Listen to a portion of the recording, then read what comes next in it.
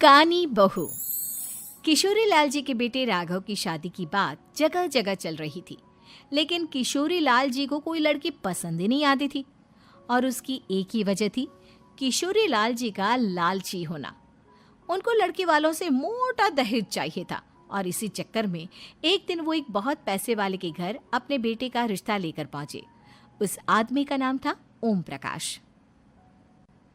देखिए किशोरी लाल जी, मेरी एक ही बेटी है और मेरी सारी संपत्ति जायदाद सब कुछ मेरी बेटी नैना का ही है। पापा, नाम से लगता है बहुत खूबसूरत होगी। कितना अच्छा नाम है ना, नैना। ओ, वैसे बात तो सही है आपकी। अब इतना पैसा है, जमीन जायदाद है, इकलौती बेटी, आप भी क्या करेंगे? सब कुछ उसे ही देंगे ना। बिल्कुल ठीक पहचाना आपने। बस बेटी की शादी और सारी जायदाद उसके नाम। पापा, बिना देखे हाँ कर दीजिए ना। इतना अच्छा रिश्ता फिर कहाँ मिलेगा? माला माल हो जाएंगे हम। मैं अपनी बेटी को बुलाता हूँ। अरे नहीं नहीं नहीं नहीं, आपकी बेटी का नाम नैना है, सुनकर ही लगता है बहुत सुंदर होगी। रहने दीजिए अंकल, मैं तो आपकी बेटी के नाम से ही इतना खुश हो गया हूँ कि उसे बिना देखे शादी करने को तैयार हूँ। अब तो मैं उसका चेहरा सीधे शादी के बाद ही देखूंगा। और इस तरह राघव नैना का चेहरा नहीं देखता और उससे शादी कर लेता है। शादी के बाद अपनी सुहाग रात पर जब राघव नैना का घूंघट उठाकर देखता है तो नैना की आंखें बंद थी।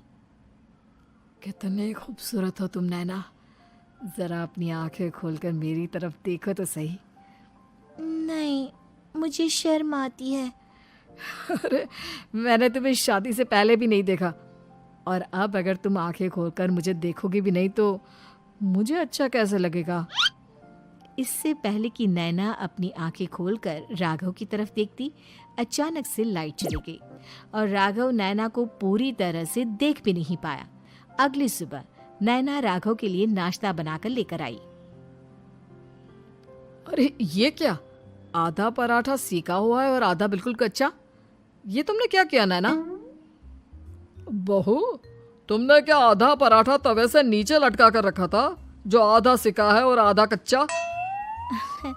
मुझे जितना दिखेगा उतना ही तो सीखूंगी ना पापा जी। जहाँ जहाँ मुझे नजर आ रहा था वहाँ मैंने सीख लिया, जहाँ जहाँ नहीं दिखा वहाँ कच्चा रह गया होगा। इसका क्या मतलब है? ये कैसा मजाक कर रही है तुम? अरे बहू, तुमने इतना लंबा घूंघट क्यों लगाया हुआ है? देखो, हमारे घर में बहुओं को बेटी की तरह रखा जाता है, और फिर तुम तो इतना सारा माल लेकर आई हो। देखो, ये घूंघट डालकर रखने की कोई ज़रूरत नहीं है। हाँ नैना, पापा जी ठीक कह रहे हैं, तुम तो आराम से रहो, अपना ही घर समझो। नैना अचानक से अपना घूंघट उठा लेती है। अरे ये क्या पापा, नैना की तो एक आंख फूटी हुई है। नाम से नैना, लेकिन ये तो कानी बहू निकली। मेरे साथ धोखा हुआ है, धोखा। बिना दिखाए अपनी कानी लड़की मेरे संग ब्याह दी। मुझे कानी बीवी नहीं चाहिए। मुझे अभी ओम प्रकाश जी से बात करनी पड़ेगी। आखिर उन्होंने मेरे साथ ऐसा किया क्यों? अरे, आप लोगों ने ही तो पापा से कहा था कि आप लोग शादी से पहले मुझे देखना नहीं चाहते। अब मेरे पापा पर क्यों इल्जाम लगा रहे हैं? अरे लेकिन उन्हें बताना तो चाहिए था ना कि तुम कानी हो, एक आंख से तुम्हें दिखाई नहीं देता। किशोरी लाल और राघव नाराज होकर ओम प्रकाश को अपने घर बुलाते हैं। पापा जी, ये आपने क्या किया? शादी से पहले बताया क्यों नहीं कि नैना की आंखों में परेशानी है? अरे, आप ही ने तो लड़की देखने से मना कर दिया था। और लेकिन आप बता तो सकते थे। आपको तो हमारी बेटी की प्रॉपर्टी चाहिए थी, वो भी पूरी की पूरी। अब क्या हुआ अगर उसे आधा दिखाई देता है? प्रॉपर्टी तो आपको पूरी मिल गई ना। अरे ये क्या बात हुई? मेरी शादी प्रॉपर्टी से नहीं, आपकी बेटी से हुई है। अब ये तो पहले सोचना चाहिए था, तब तो मेरी प्रॉपर्टी देखकर तुम्हारी जुबान लप लपा रही थी। लेकिन मैं कानी लड़की को अपनी बीवी बनाकर नहीं रख सकता। पापा, कुछ करिए ना आप। हाँ, करता हूँ। देखिए ओम प्रकाश जी, आप हमारे साथ ऐसा नहीं कर सकते। और तुम देखो, अगर तुमने मेरी बेटी से शादी तोड़ी ना, तो जो भी प्रॉपर्टी मैंने तुम्हें दी है वो तो पूरी की पूरी वापस ले ही लूँगा, और आधी प्रॉपर्टी तुम्हारी भी लूँगा। अरे मेरी आधी प्रॉपर्टी भला क्यों लेंगे आप? इसलिए क्योंकि मेरी बेटी को आधा नजर आता है और उसकी नज़र अभी तक तुम्हारी आधी जायदाद पर ही पड़ी है।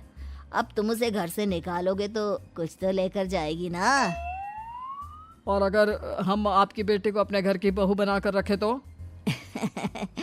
तो तुम्हारी पूरी प्रॉपर्टी तुम्हारी ही रहेगी, और जो मैंने तुम्हें दिया है ना, उसमें से बस मैं आधा लेकर जाऊंगा।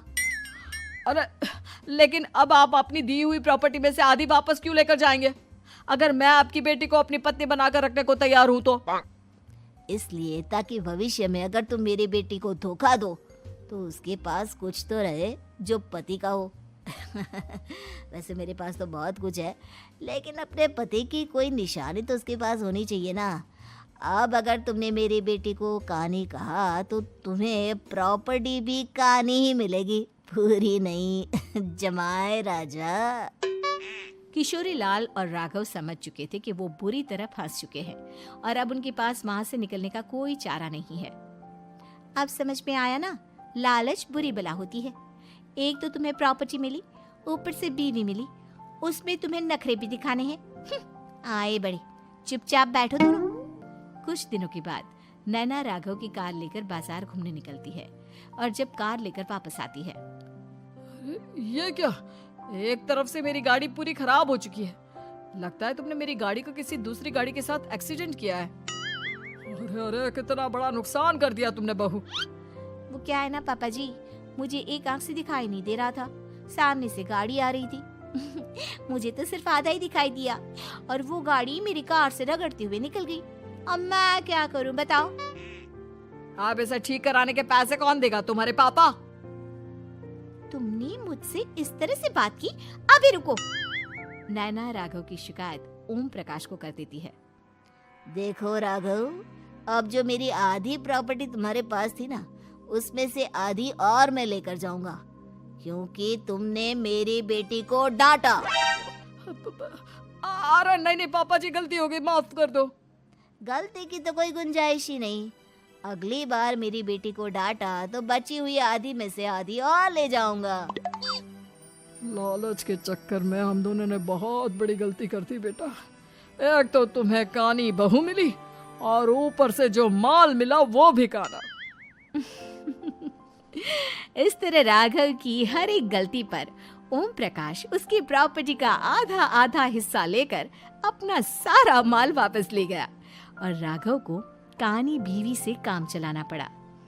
भाई लालच वाकई में बुरी बला है।